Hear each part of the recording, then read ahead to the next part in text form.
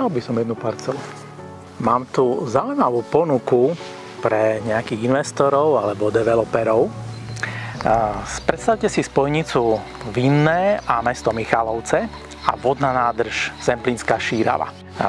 Na tejto Zemplínskej Šírave je stredisko turistické, ktoré sa volá Biela hora.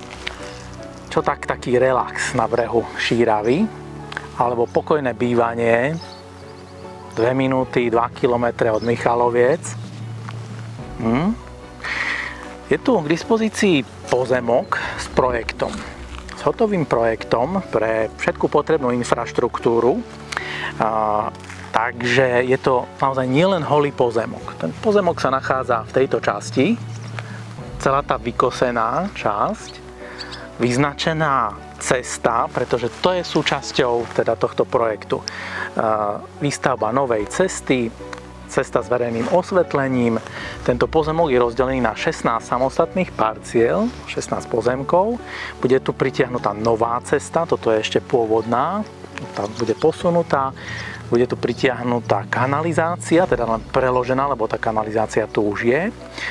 Rozvody elektriny, pripojky ku každému jednému pozemku.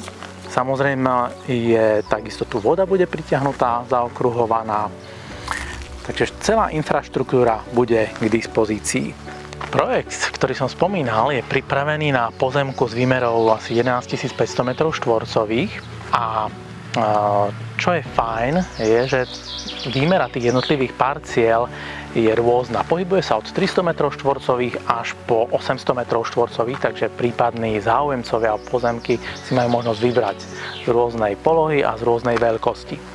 A čo je ešte fajn, tak územný plán umožňuje až 60% zastávanosť, takže naozaj sa dá pekne realizovať na celej ploche pozemku.